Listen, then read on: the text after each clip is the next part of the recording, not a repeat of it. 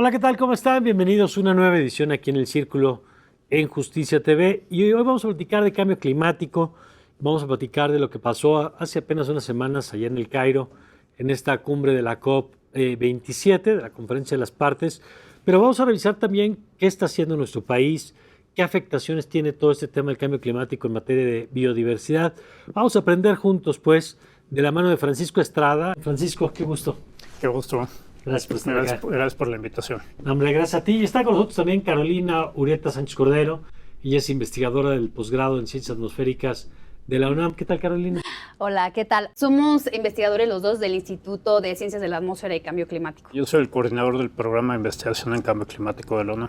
Perfecto. Y bueno, yo quisiera empezar, Francisco, con el tema de la COP, que para quienes no estén familiarizados, porque vemos la COP25, la COP26, la COP27, sabemos que se celebró hace unos días en el Cairo, que fue una reunión muy importante, pero ¿qué son estas cumbres, estas conferencias de las partes? ¿Quiénes se reúnen y por qué son relevantes? Sí, mira, lo que pasa en las COPs es los países se reúnen a ver qué esfuerzos se pueden hacer, básicamente para mitigar cambio climático, reducir las emisiones de gases de efecto invernadero, que son lo que están produciendo el cambio en el clima que estamos viendo, y a lo que nos estamos comprometiendo al futuro, ¿no? Lo que hacemos hoy tiene un impacto enorme sobre las décadas que vienen y los siglos que vienen.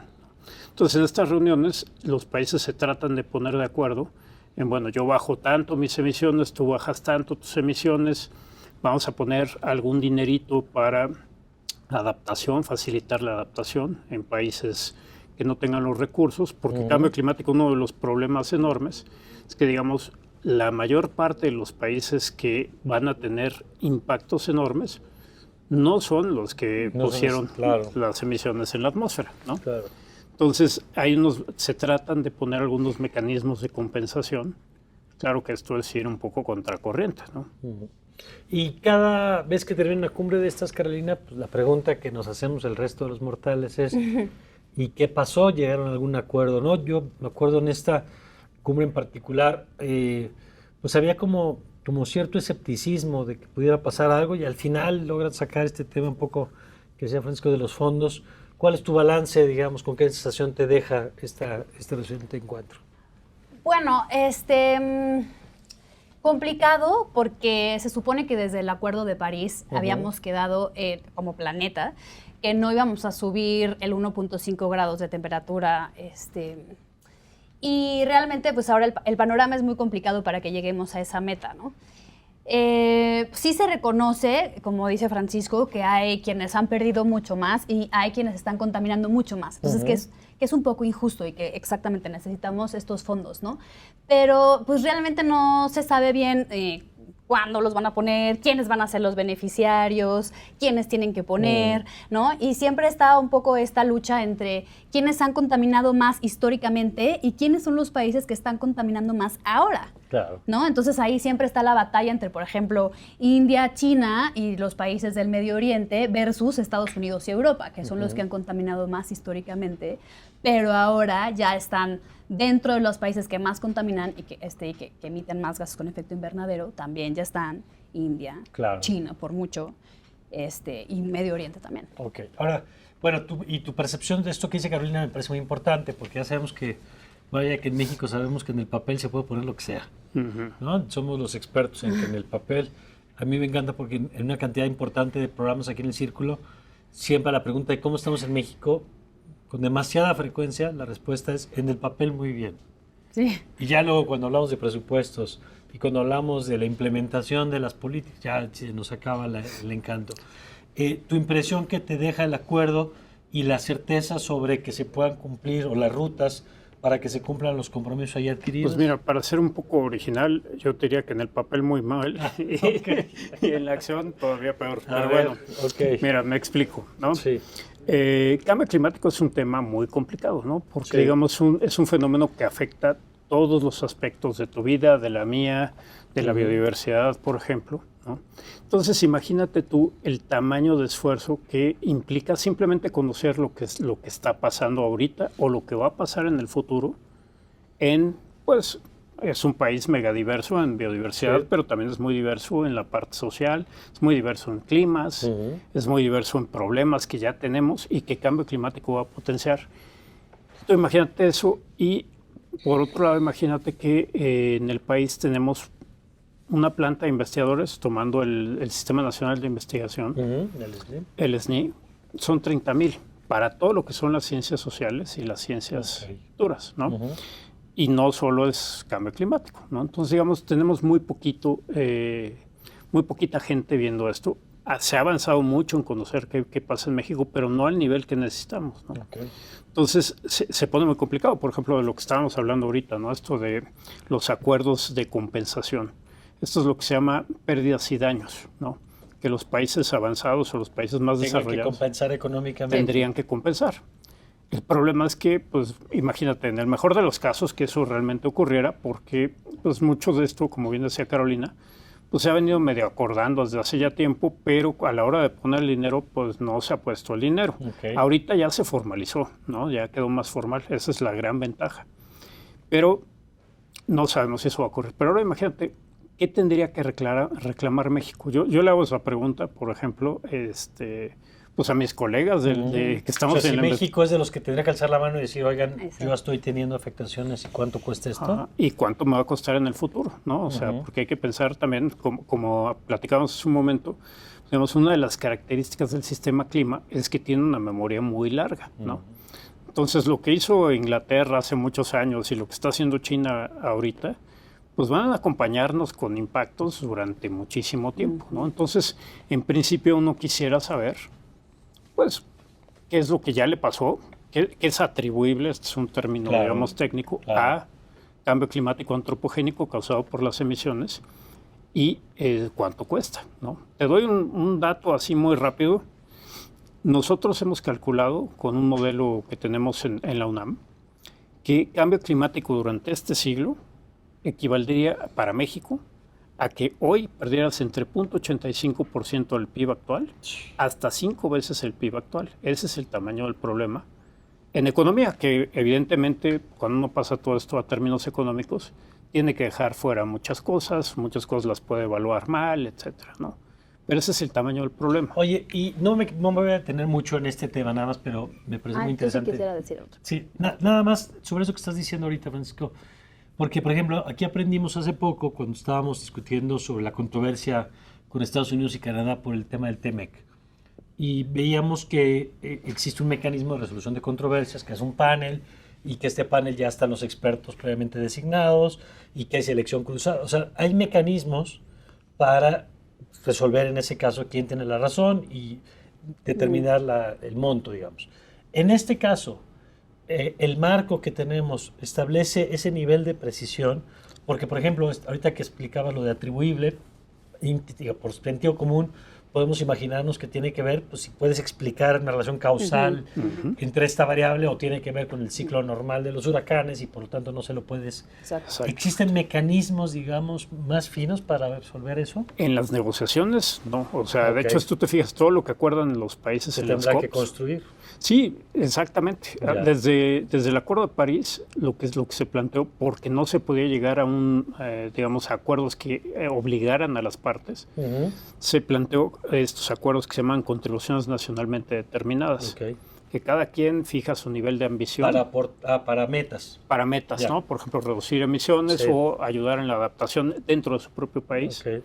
Pero no hay una manera o sea, sí te pueden señalar con el dedo diciendo no cumpliste, pero digamos no hay ninguna consecuencia, a diferencia en el TEMEC que pasas a este panel y después vienen las consecuencias, eso no hay. En la parte de la ciencia, sí, por ejemplo, nosotros trabajamos en la parte de atribución. Exactamente lo que tú decías, ¿no? ¿Cuánto podemos decir que las pérdidas, por ejemplo, por huracanes han aumentado por cambio climático? No porque siempre hay huracanes, sino el adicional.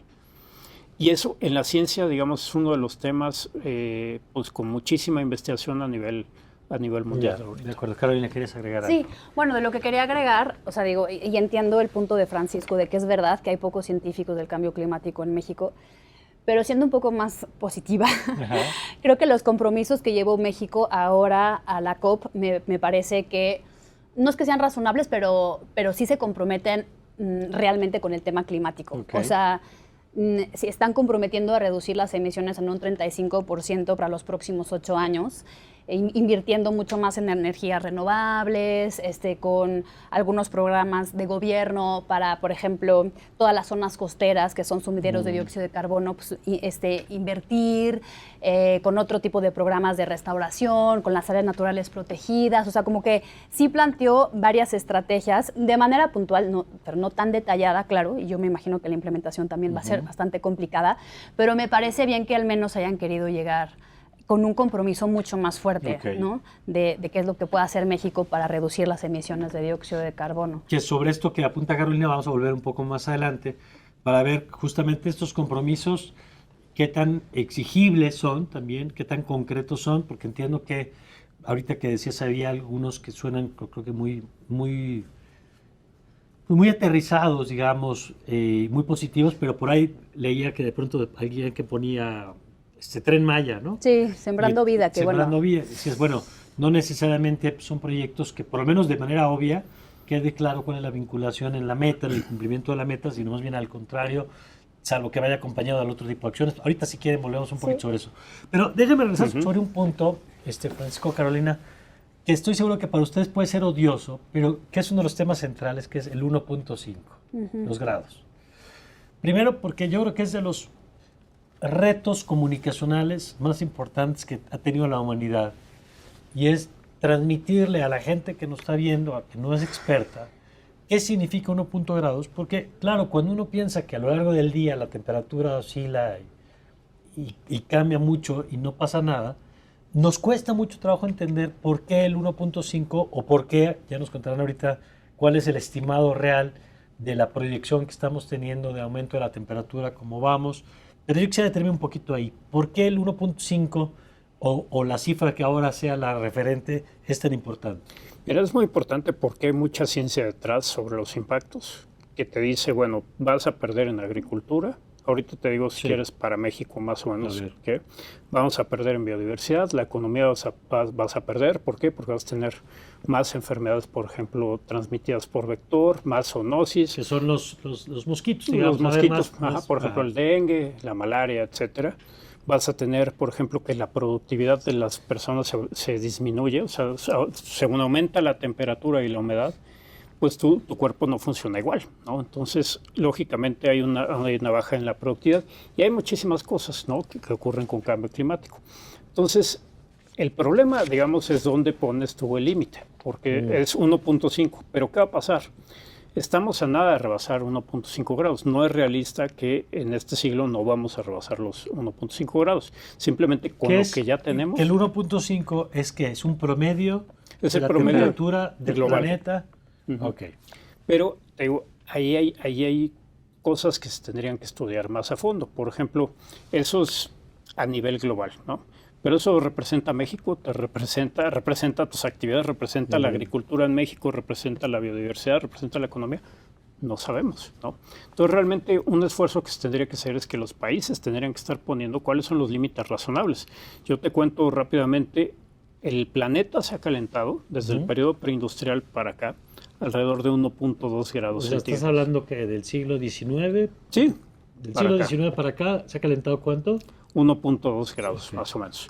México, desde inicios del siglo XX para acá, la temperatura ha aumentado alrededor de 1.7 grados. Okay. O sea, la temperatura en México aumenta más rápido que el promedio global. Okay.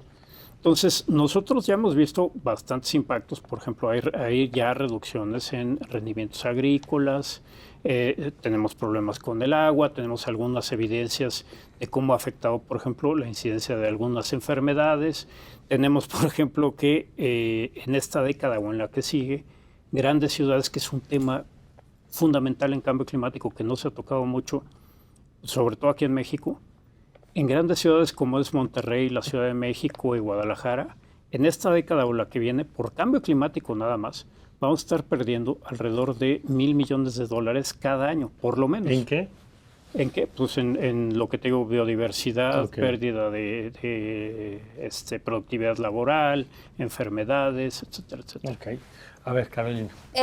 Sí, y bueno, hablando del 1.5, también para que el público en general lo entienda mejor, o sea, que el promedio global de la temperatura del planeta, de la temperatura del planeta aumente 1.5, eso significa que hay regiones en donde va a aumentar 5. Ok.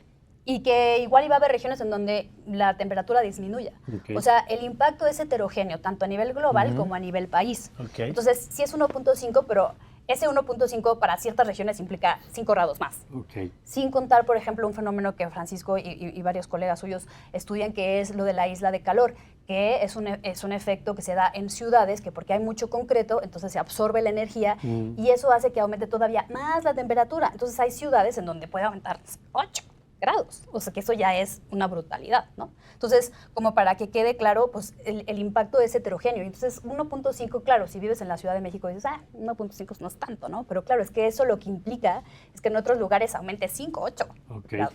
Nosotros ahorita vamos a hacer una pausa, pero ahorita que regresemos, yo les quiero preguntar, detenernos un poquito en esta parte de los efectos que ya nos adelantaban aquí tanto Francisco como Carolina, en el campo de la biodiversidad, por ejemplo, ¿no? ¿Por qué este incremento de la temperatura, que alguien me decía el otro día, es que piensa que tu temperatura personal aumentara de pronto, ¿no? Porque a lo mejor, claro, uno, creo que parte de la dificultad del tema es que para las expertas y los expertos llevan muchos años en esta comprensión muy clara del fenómeno, pero quienes no lo somos, de pronto nuestro cerebro nos cuesta trabajo decir, bueno, pues si yo voy de aquí a la playa y en la playa sube la temperatura y en la playa me siento muy a gusto, claro. ¿Por qué no? Claro. Y entonces, porque es nuestro referente de que suba la temperatura. Claro, si te dicen a lo mejor pues que suba tu temperatura corporal 2 grados o 3 grados, de pronto dices, no, pues eso sí es fiebre y me provoca un malestar. Bueno, pues entender que el planeta es el que de pronto tiene estos malestares y cómo se viven estos malestares. Entonces, vamos a hacer una pausa y ahora que regresemos vamos a empezar a entender qué implican estos aumentos de la temperatura y por qué pasa lo que decía Francisco ahorita de enfermedades que empiezan a colocarse en zonas donde antes no había, porque el mosquito ahora, como la temperatura es distinta, pues se encuentra en zonas donde antes no estaba, ¿no? O qué implica en términos de biodiversidad y cómo esto pues va detonando cadenas, ¿no? Cómo son efectos que se van encadenando unos con otros. Lo platicamos, si nos lo permiten, regresando de la pausa.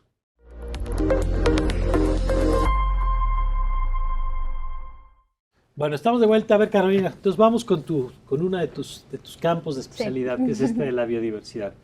A ver, ¿cómo se vincula cambio climático con biodiversidad? Bueno, se vincula de muchas maneras. Por ejemplo, la reproducción, ¿no? Entonces, hay muchas especies, por ejemplo, de mamíferos, que no es que se pongan de acuerdo, pero que existe una cierta clave ambiental, como la primavera, y entonces dicen, bueno, pues en la primavera cuando haya un poquito de aumento de temperatura, pues nos reproducimos, y de esa manera, si nos reproducimos todos al mismo tiempo, pues podemos hacer que sea menos riesgoso contra los depredadores. Pero claro, si esa clave ambiental cambia o se distorsiona, entonces ya en qué momento nos tenemos que reproducir, ¿no? Y entonces eso, en términos de reproducción, por ejemplo, también pues hay una desincronización en cuanto a los polinizadores y las flores también. Porque entonces de pronto llueve cuando no tendría que llover, digamos, ¿no? Eso es un ejemplo, pero llueve cuando no tendría que llover y entonces empiezan a florecer las flores que normalmente cierto polinizador poliniza y entonces ya hay una desincronización porque es como que, oye, ¿por qué floreciste antes? ¿No? Que es un poco también lo que sucede con la agricultura. O sea, de pronto ya no hay lluvias o las lluvias se postergan y entonces ¿en qué momento tenemos que sembrar? ¿No? Que es un poco similar, pero bueno, en términos de biodiversidad. Luego, ¿y eso ya está pasando? Ya está pasando. Ya está pasando. ¿Y en qué medida está pasando? Pues... O pasa, como decía hace rato, que en algunas regiones está empezando a verse más claro este fenómeno. Sí, definitivamente en unas regiones está viendo más claro ese fenómeno. Estamos viendo, por ejemplo, cómo, a través de puras observaciones, porque también se hacen proyecciones, pero esas proyecciones tienen mucha incertidumbre asociada. Entonces, en términos de puras observaciones, sí se ha visto cómo los mamíferos en el mundo en general, con una base de datos enorme, porque ahora estamos como que en la era de que hay un montón de información, entonces se ha visto cómo los mamíferos sí se han desplazado hacia latitudes más nortes, y es clarísimo. O sea, cómo van, digamos, siguiendo un poco su nicho climático, o sea, lo están persiguiendo. Eso también ya se ha visto con algunas plagas agrícolas, ya también se ha visto la vegetación, cómo va subiendo de altitud, por ejemplo, ¿no? Entonces, porque claro, si tú vas subiendo una montañita, pues el clima también va cambiando y se va haciendo cada vez más frío. Lo que implica que, pues, todos los sistemas biológicos que ya son alpinos, pues, ¿a dónde van? No tienen a dónde irse. Entonces, los convierte también en organismos bastante vulnerables. Luego, por ejemplo, tenemos a los reptiles, que con cierta temperatura nacen hembras o nacen machos. Okay. Y entonces, si hay distorsiones en los cambios de temperatura o mayor variabilidad, etcétera, cambia la proporción, entonces la proporción de la población. exactamente. Okay. Bueno, pues eso entre otras cosas, ¿no? Pero Ok, como para empezar a entender de qué estamos hablando. Ahora, sí. tú decías, Francisco, lo que estamos viendo ya hoy y lo que dices vamos a ver en las próximas décadas, porque estos efectos, parte entiendo de la dificultad que tenemos para procesar esto, es que leí el otro día, ¿no? Que nuestro cerebro está como configurado para responder a amenazas concretas, tangibles, ¿no? O sea, que alguien grita a fuego, pues ya sabemos qué hacer, y si suena la alarma, que ya sabemos qué hacer. Sí. Pero de pronto una cosa que suena abstracta nos cuesta trabajo. Y luego estamos acostumbrados a pensar en el corto plazo. Exactamente. Y en el mediano y el largo plazo nos Somos cuesta. miopes. Entonces somos muy malos para eso, ¿no? Uh-huh. Y aquí el problema es que lo que nos están diciendo ustedes es que, si bien Carolina advierte ya hay ejemplos y consecuencias concretas hoy, tú lo que decías es que espérense lo que viene. Sí, exactamente. Y mira, para empezar con lo que decías, es que hay veces que la gente no entiende muy bien qué quiere decir 1.5 grados. Uh-huh. Nosotros hicimos un estudio sobre eso, básicamente, ¿no? Entonces, hazte de cuenta que, imagínate que tú ahorita estás bien adaptado al clima que te tocó vivir, Okay. ¿no? Pero sabes que hay un límite, o sea, tú pasando un cierto límite, ya no estás adaptado y empiezas a tener un montón de impactos, y eso es lo que tú considerarías como un clima extremo. De acuerdo. Imagínate que tú hubieras vivido a finales del siglo XIX. Uh-huh. ¿Cuánto tiempo le hubiera tardado a tu sociedad a enfrentarse a ese clima que no estás acostumbrado, que considerarías como extremo? Le hubiera tardado 100 años. Okay. Y desde el mismo punto de vista... Porque eso fue lo que tardó en moverse y Exactamente. ese tiempo para entender. Y eso tienes tiempo como para adaptarte, como para ver qué estás haciendo. Si tú hubieras estado, que a lo mejor sí, no sé, vivo en 1960 Ajá. y estuvieras muy adaptado a ese clima, pues lo mismo, ¿no? Hay un punto en el que ya no dejas de estar adaptado. ¿Cuánto tiempo te hubieras tardado? 50 años. Ahorita que estamos en los 2020, como están las emisiones de gases de efecto invernadero, ¿cuánto tiempo crees que nos tardaríamos en salirnos de lo que se supone que estamos adaptados, que no estamos adaptados? 20 años. O sea, si nos vamos por una línea de emisiones altas, nos tardaríamos 20 años. Si nos vamos, por ejemplo, por lo que está ahorita en las negociaciones internacionales, podríamos retrasarlo 13 años. O sea, tendríamos 13 años más como para ver qué hacemos. Eso en el mejor de los casos, si se cumplen los compromisos hoy. No, digamos, las negociaciones como están ahorita, las contribuciones nacionalmente determinadas, si todo el mundo se porta bien y las cumple. 13 años más. 13 años más. Si se cumpliera el Acuerdo de París, que es limitar el calentamiento a 2 grados, no nos tendríamos que preocupar por eso durante este siglo. Okay.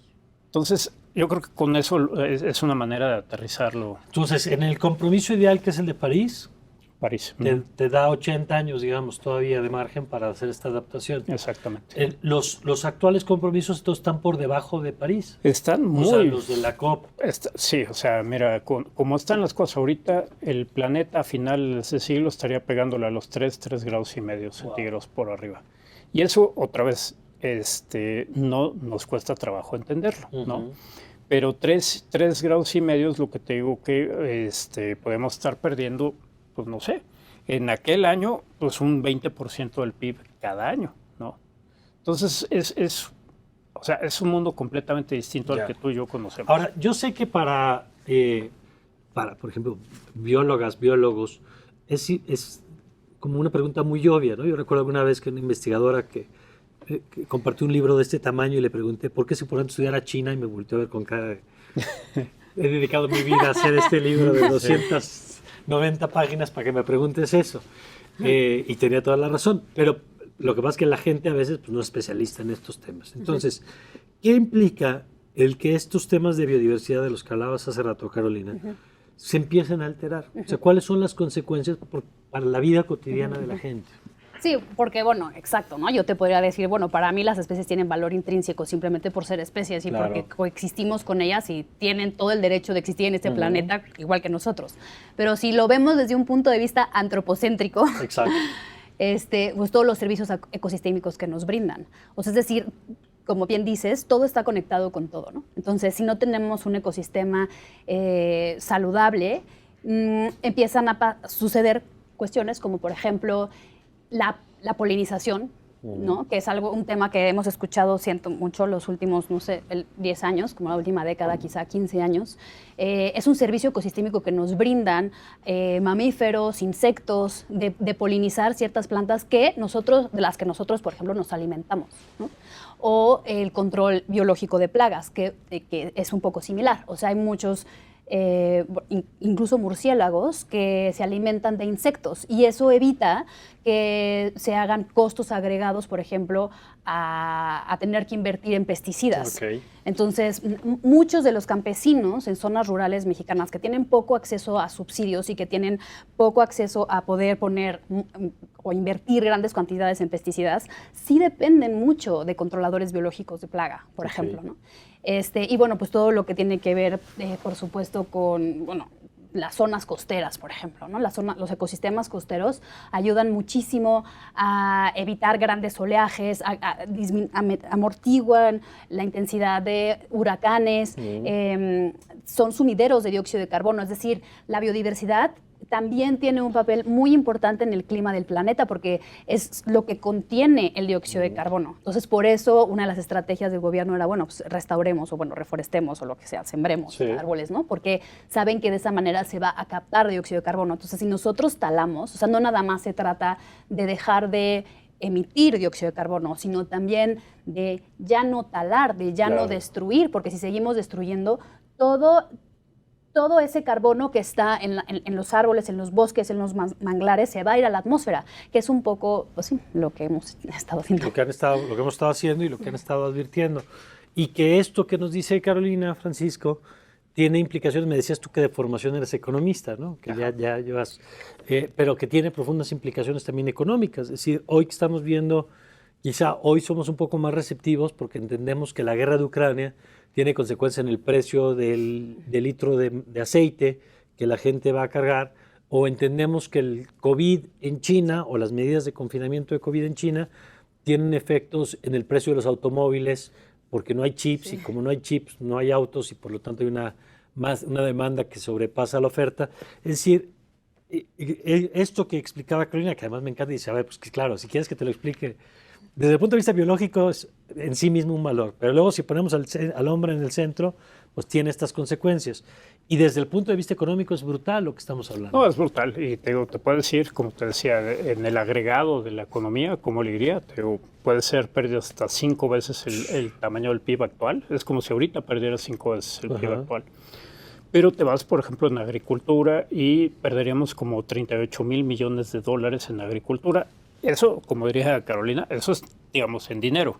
Pero lo que estás perdiendo es la capacidad de producción de alimentos de un país, ¿no? Que eso es mucho más grave. Con los efectos socioeconómicos que eso tiene. Exactamente. Claro. Entonces, ahí es una cosa que quiero hacer énfasis. O sea, cambio climático sí necesita muchos científicos, sí necesita mucha más gente que la que tenemos. O sea, mira, volviéndolo a las especies, somos una de las especies afortunadas, muy afortunadas de este planeta, porque somos la única que podemos ver hacia el futuro, que podemos hacer modelos, que podemos probarlos, hacer una computadora y ver qué podría pasar si hacemos esto, si hacemos lo otro. Entonces tendríamos que ser muy tontos, que a lo mejor lo somos, como para que tengamos estudios y estudios y estudios y resulta que no, ¿no? Entonces, yo creo que es muy importante y ahí hacer hincapié 30,000 investigadores en todo el país para la ciencia, para todos los temas. De ahí, ¿qué te gusta? Menos del 0.5% estarán metidos de cambio climático de fondo, ¿no? Y como bien decía Carolina, pues imagínate qué van a hacer en agricultura de tal producto en tal localidad del país. No tenemos esa información. O sea, si tú te quieres adaptar a algo, tienes que saber a qué. Tienes que saber quién, cuándo y tener un plan de cómo va la cosa. A ver, y ahorita quiero detenerme un poquito más en eso, pero por ejemplo, primero, ¿qué estamos haciendo, Carolina, en México en materia de política para hacer frente a estas amenazas? Yo entiendo que además, por ejemplo, que lo que aporta México en términos de emisión es relativamente pequeño comparado con lo que aporta China o aporta Estados Unidos, Ya, ¿no? porque justo ese comentario lo quería hacer, porque A me ver. pareció súper valiosa la reflexión de Francisco en el sentido de, o sea, de lo de cuando estamos hablando del fondo de Sí. pérdidas y todo, ¿no? O sea, si nos vemos históricamente, e incluso en la actualidad, México siempre está en los primeros 14 países del mundo que más emite. Ah, ok. En los primeros 14 O lugares. sea, yo Ok. ahí sí también reflexionaría de qué tanto realmente ese fondo debería de ir para México, porque yo creo que sí tenemos pues una responsabilidad. Y claro, no es lo mismo contribuir 1.4, 1.2%. Que es más o menos lo que aporta México. Exacto, Ok. ¿no? Que el 35%, ¿no? Porque entre China y Estados Unidos ahorita aportan más o menos la mitad de las emisiones, Ah, ok. ¿no? Pero sí son como 14 países que son como los principales y de ahí hay unos que no aportan prácticamente nada. Ujú. Entonces, como que México históricamente sí ha tenido... Ok, tiene una parte ahí. Es que, qué bueno que lo aclaras, pero lo que yo quería preguntar era un poco, a ver, entendiendo que hay una parte que no depende solo de ti, porque finalmente este fenómeno es un fenómeno global Sí. y por lo tanto México lo que haga o no haga no va a determinar en automático si el 50% de las emisiones depende de otros dos jugadores. Sí. Pero entiendo que hay cosas que sí tienes que hacer tú Sí. en tu propia cancha, Sí.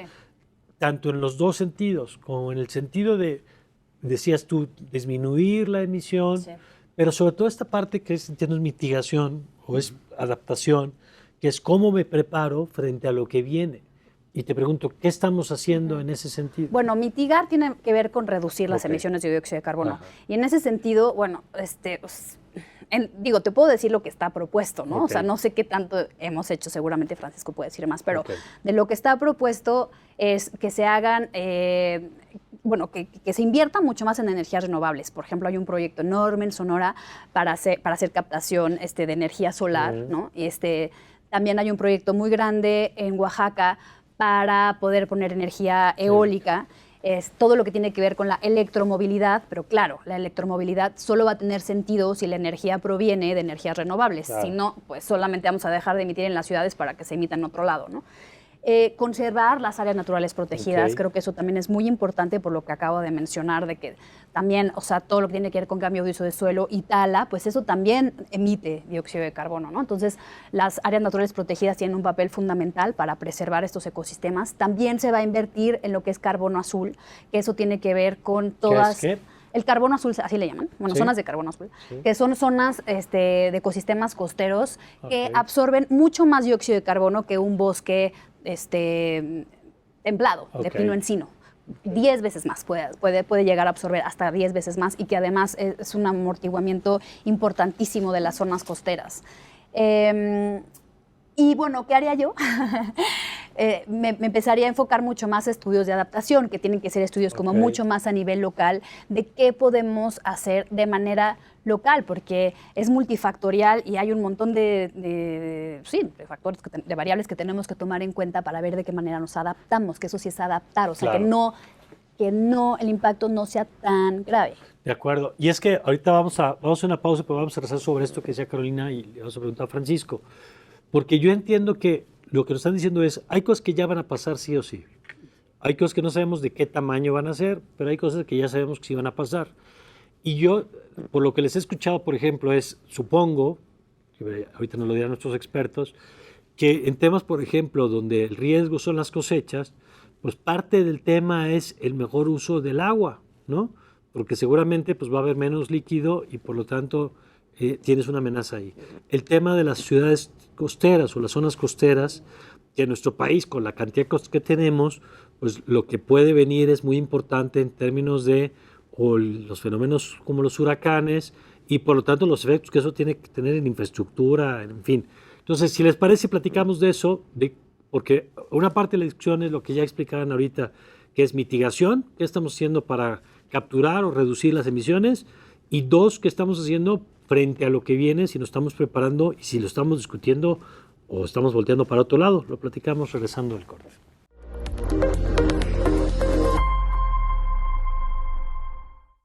Ya estamos de regreso y a ver, vamos, Francisco, con este tema de la adaptación de las ciudades. Primero, se ha dicho mucho, pero quisiera conocer tu opinión y la de Carolina, de qué tan vulnerable resulta México. Y entiendo que hay muchas variables, ¿no? Pero entre otras, pues la cantidad de costas puede ser un factor aquí relevante. Claro, ¿no? Y repito, el desconocimiento es lo que hace más vulnerable. La primera acción de adaptación Es conocer. es conocer. Okay. No hay de otra. Siempre, ¿no? claro. Siempre, no hay de otra. Y sí, las zonas costeras son muy vulnerables, pero te voy a contar unas que a lo mejor no se te ocurren de primera, pero que son tremendamente vulnerables. Y no solo para la zona en particular, sino para el país, la región y el planeta. A ver. ¿No? Resulta que en las ciudades, las grandes ciudades, tienes más del 50% de la población del planeta y ahí se produce más del 80% del Producto Interno Bruto del planeta. Entonces, lo que pase ahí tiene repercusiones no solo para la gente que vive ahí, sino para el país y para el planeta. En un estudio que hicimos hace unos cuantos años, mostramos que si tú calculabas cuánto costaba cambio climático para el mundo, sin tomar en cuenta un fenómeno que se llama isla de calor, que ya mencionaba Carolina, tenías que multiplicar por 3 los costos para tener una idea, ya que incluyes la isla de calor. Para darte una idea, en la Ciudad de México, de hace 100 años para acá, más o menos, la temperatura ha aumentado alrededor de 4 grados centígrados. ¿No? De esos 4 grados, 3 son por isla de calor. Isla de calor es simplemente tú tienes un paisaje natural. Y lo cambias por pavimento. Lo cambias por pavimento, edificios, todo esto, cambias el balance de energía a nivel local y cambias el clima a nivel local. Entonces el problema en ciudades es que tienes cambio climático local por este fenómeno de urbanización y tienes cambio climático global, ¿no?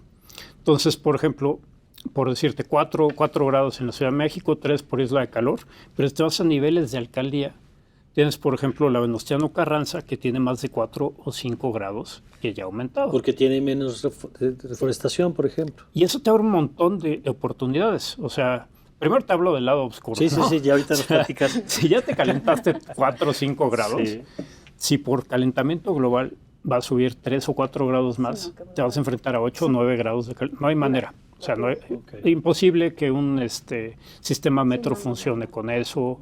O imagínate la temperatura anual, ¿cómo sería el día más caliente del año si en promedio tienes 8 o 9 grados más? O sea, una locura, ¿no? Entonces, los impactos son nada más enormes. Te escucho y estaba pensando, claro, en la Ciudad de México, pero luego pienso en Torreón, pienso en las ciudades, Mérida, en ciudades que ya tienen temperaturas. Pero incluso aquí, o sea, si la temperatura de verano más caliente, pon tú que está en 30, imagínate 40 en la Ciudad de México. Sí, no estamos preparados, evidentemente. Pero esa es una de las cosas que, ahí te va el lado positivo. Hay cosas muy baratas que se pueden hacer, ¿no? Por ejemplo, si tú cambias algunas cosas de los materiales con lo que está hecho, tan fácil como esto. Tú ves todas las azoteas de la Ciudad de México están pintadas de verde, ¿no? De rojo con el acritón, Sí, ¿no? para el impermeabilizante. El impermeabilizante. Si tú cambias a otro tipo de material que sea fresco, puede ser blanco, pero no necesariamente blanco, pero que refleje la energía del sol, puedes bajar la isla de calor bastante. Si tú agregas, por ejemplo, más vegetación, si recuperas cuerpos de agua y todo esto, puedes bajar la vegetación. Si cambias el pavimento, entre pavimento y azoteas, en las ciudades es como el 75% de la superficie de las ciudades, ¿no? Si tú cambias eso, por ejemplo, en vez de negro azabache el pavimento, pones algo que refleje o que no absorba tanta energía, puedes o sea, bajar. que sea oscuro hace que se retenga más calor. Sí, absorbe más calor, ¿no? No tiene que ser blanco para esto, sino tiene que tener ciertas propiedades, ¿no? Okay. Y con eso puedes bajar hasta 3 grados centígrados. Oye, Francisco, ¿y tú ves que haya ciudades en México, por ejemplo, que lo tengan como agenda? Mira, el potencial es enorme. Nosotros hicimos un estudio que acabó en el Plan de Acción Climática de la Ciudad de México.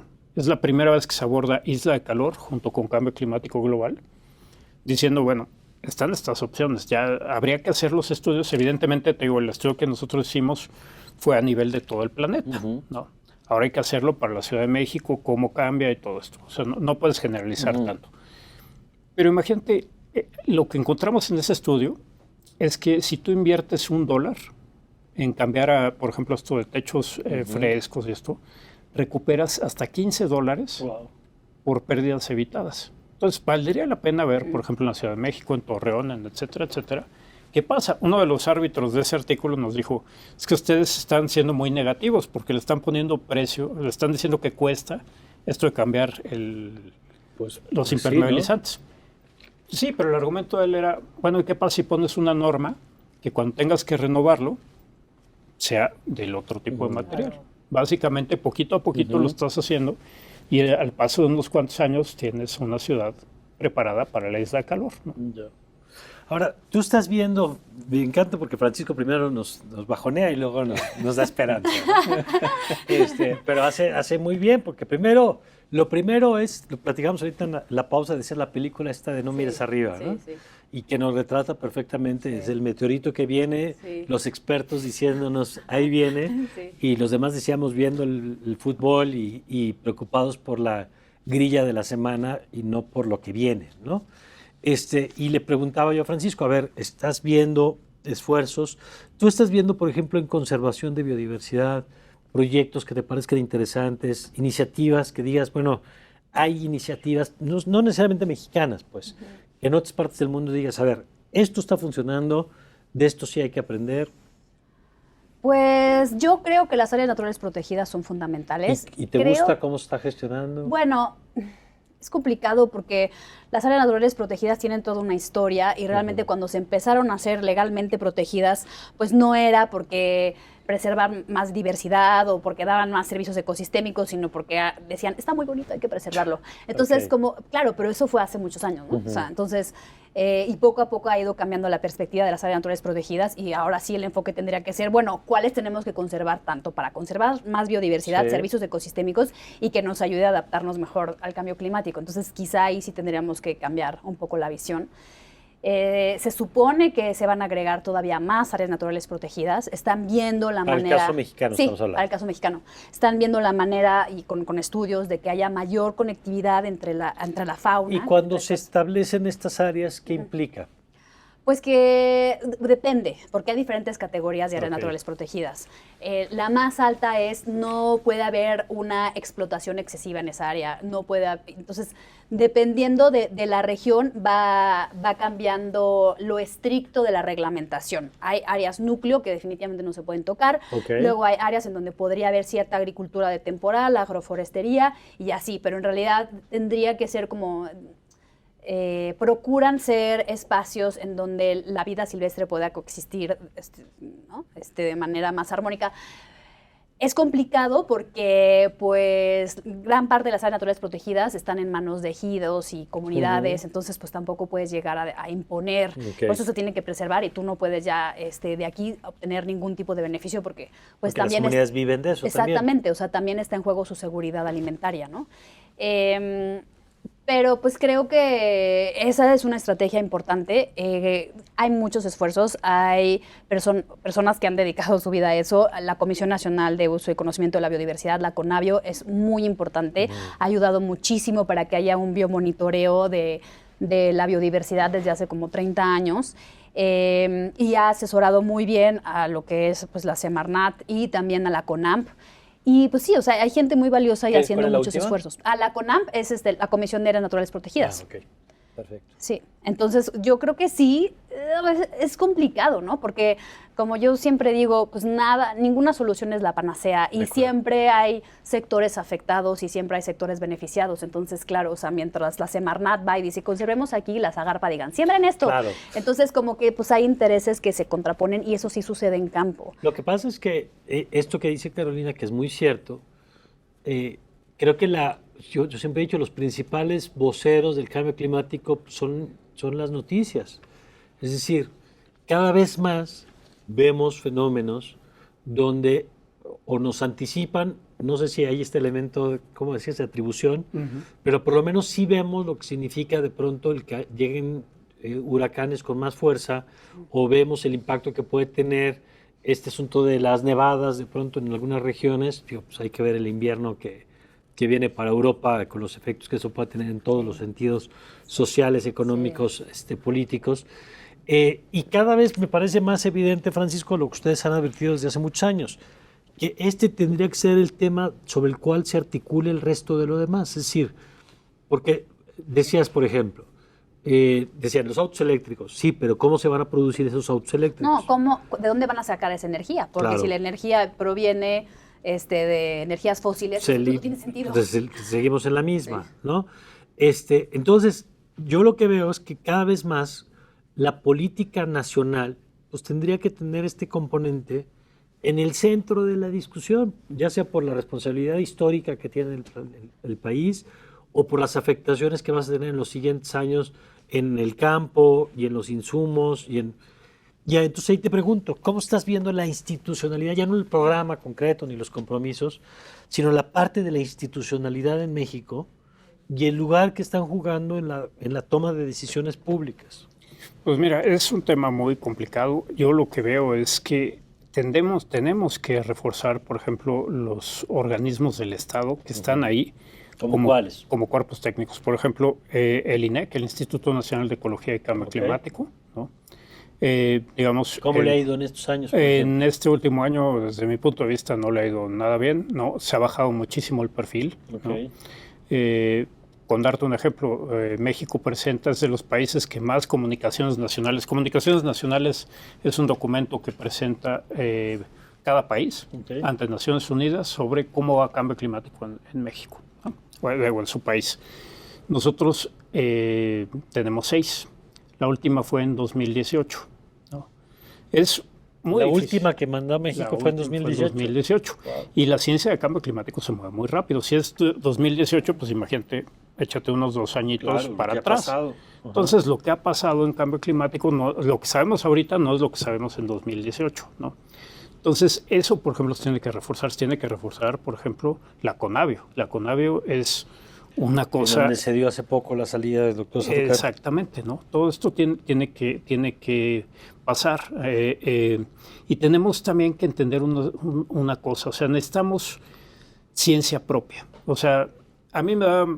Mira, cuando hablamos de las COPs, para regresar al tema muchas veces se presenta la serie de la temperatura global y cuándo ocurrió la primera COP y cuándo ocurrió la última. Y ves que la temperatura global va hecha a la raya, ¿no? No ha pasado nada. En las 27.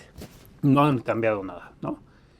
Pero lo que sí ha cambiado es que detrás de cada esa conferencia de las partes hay un reporte del IPCC que va alimentando las aspiraciones de los países. Y esto del 1.5 y no sé qué. Eso lo hay. No sabes las ganas que me daría que eso ocurriera en México. Que ¿Es un reporte propio?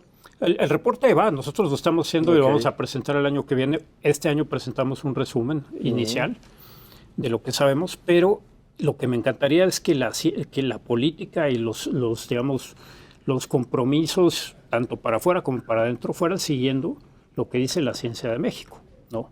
No que te presenten que México va a ser tal o va a ser cual, porque en la página 218 del IPCC es un poco frustrante, porque el IPCC se nutre de las investigaciones que se hacen en el país. Y terminan tomando de referencia la internacional. Exactamente, ¿no? Y tendríamos que conocer eso, y si conociéramos más, seguramente invertiríamos más en el desarrollo de esta ciencia, porque a lo mejor a la gente le puede parecer cara la ciencia, ¿no? Caro la educación, caro todo esto. Sí, pero es más caro que no. Digo, el mejor ejemplo lo tuvimos con la pandemia, ¿no? Es carísimo no saber. Si no tuviéramos las vacunas, pues, y antes lo vivimos gracias a que tuvimos con la pandemia de influenza de hace unos años, gracias a que teníamos medicamento para hacerle frente, y si no, quién sabe cómo habría escalado el asunto. O sea, la ciencia cada vez más evidente que hace toda la diferencia. Sí, y además es histórico el asunto. Tú te puedes ir, cuando tú y yo éramos niños, pues Corea del Sur estaba peor que México. Corea del Sur invirtió muchísimo en educación y ciencia, en serio, ¿no? ¿Dónde está Corea del Sur? ¿Dónde estamos nosotros? O sea, tenemos que entender esas relaciones entre conocimiento y desarrollo. Estamos en una sociedad y en una economía que responde a eso, más que a otras cosas. De acuerdo. Ahora, Carolina, ya abrió Francisco la llave de los deseos. Y entonces vamos a seguirle por ahí. Porque él decía, a ver, me gustaría primero pues, que tuviéramos información, que esa información sea la que se utilice para la deliberación, para la toma de decisiones en nuestro país. ¿Qué te gustaría a ti? Y no solamente como deseo, sino como agenda, digamos, de los temas que tú crees que tendríamos que estar procesando y discutiendo en nuestro país frente a estos temas. Bueno, pero ¿puedo decir una cosa? Sí, adelante, Carolina. Pero sí te voy a contestar. Sí, perfecto. Bueno, en cuanto a la institucionalización, y cómo veo las instituciones y todo eso, yo creo que en realidad sí es una pena, pero el ambiente y la biodiversidad nunca han estado en el centro de nada. O sea, realmente nunca han sido el eje rector de nada. Entonces sí, yo creo que esta administración no es realmente la excepción, pero nunca lo ha sido, ¿no? Entonces, bueno, en ese sentido. Otra cosa que quería comentar es que el IPCC es el panel intergubernamental de cambio climático, para la gente igual que no sepa, que es como un comité científico de todo el mundo de científicos del clima. El Nobel hace algunos sí, años, exactamente, ¿no? Exactamente.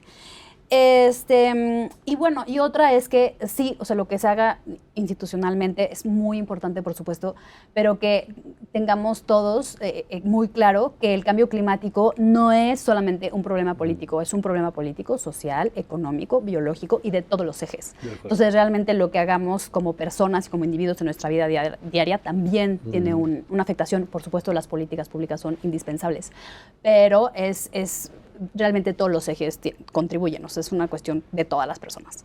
Y en cuanto a la cartita a Santa Claus de deseos, yo creo que, bueno, los ejes importantes para mí sería seguridad alimentaria, por supuesto, conservación de la biodiversidad, porque somos un país con enorme biodiversidad a nivel mundial, y eso nos pone en un lugar de mucha responsabilidad, porque hay muchas especies endémicas, entonces si se extinguen en nuestro país, se extinguen del mundo.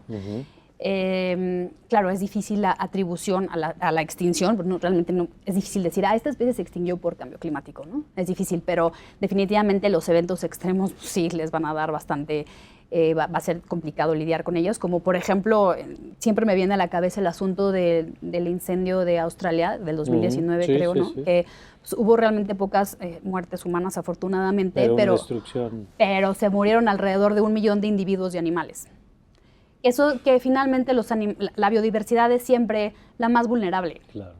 Porque mucho de lo que del presupuesto, si se tiene presupuesto, siempre va a ser hacia adaptación para las zonas urbanas y para el bienestar humano. Entonces, los que acaban siempre perdiendo, los más vulnerables, siempre es la vida silvestre. Entonces, creo que enfocar muchos esfuerzos y no nos damos cuenta de que también el conservar la biodiversidad está muy vinculado a la seguridad alimentaria y también está muy vinculado a evitar nuevas enfermedades. De acuerdo. ¿Tus deseos? Pues mira, mis deseos, propósitos de poner en la mesa en términos de la discusión pública. Bueno, mira, una cosa que quiero resaltar, pues, completamente de acuerdo que cada quien tenemos que poner nuestro granito de arena para que a fin de cuentas sea toda una playa y no granitos de arena nada más, ¿verdad? Pero ahí hay una cosa que de hecho se ha manejado últimamente, ¿no? Por ejemplo, los negacionistas de cambio climático primero decían, cambio climático no existe, ¿no? Pero bueno, sí está cambiando el clima, pero no es humano. Claro. No es atribuible a la humanidad. ¿No? Y luego es, bueno, sí está cambiando, sí somos nosotros, pero no somos nosotros, eres tú y todos ustedes, ¿no? Entonces es un problema y entonces se empieza a diluir la responsabilidad y para eso tenemos autoridades, o sea, para eso tenemos tomadores de decisión y para eso tenemos, es como si tú quieres arreglar el problema de la pobreza, tú puedes ayudar en tu campo de acción y todo esto, pero si no tienes las políticas públicas, no vas a poder cambiar de fondo. La educación, o sea, todas estas cosas que de hecho fallamos históricamente, son las que tú decías al principio, que somos miopes, ¿no? Porque no podemos ver más allá de a lo mejor un sexenio. Y estas donde pues como que se transfieren las responsabilidades, ¿no? Entonces realmente asumir estas responsabilidades y darnos cuenta que, bueno, sí, como ciudadanos tenemos lo de, bueno, no me voy al trabajo en coche, me voy en bicicleta, etcétera, etcétera. Todas estas medidas, pero también tenemos otras dimensiones de nuestra personalidad, como personas que tenemos amigos, que tenemos conocidos, pasar esta información como consumidores es una cosa muy importante. Tú votas con tu dinero. Claro, cada vez que consumes. Claro. Y como ciudadano tú también votas por si quieres o no quieres que las cosas continúen de cierta manera. Y yo me quedo con este punto de Francisco, sobre todo en lo local, ¿no? Porque hay veces que pensamos que todo es nacional y lo es en muchos sentidos, pero creo que si algo nos han enseñado aquí es que lo local juega un papel fundamental tanto en la parte de la mitigación como en la parte de la adaptabilidad o de la adaptación. Y en lo local, los ciudades, los municipios jugarán un papel fundamental y no será hasta que los ciudadanos les impongamos esa agenda los que tendrán que responder a ella, porque si no, pues están pensando en cosas de corto plazo que se traduzcan en votos y no necesariamente en estos temas. Pero habremos de seguir con estos asuntos. Carolina, muchas gracias. Gracias. Gracias, Francisco. Muchas gracias. Gracias. Y gracias a usted. Y mire, recojo lo que nos decía Francisco, comparta esta información que aquí Carolina y Francisco nos han puesto en la mesa. Mientras más personas sean conscientes, o seamos conscientes de estos temas, será más positivo la discusión que podamos tener al respecto.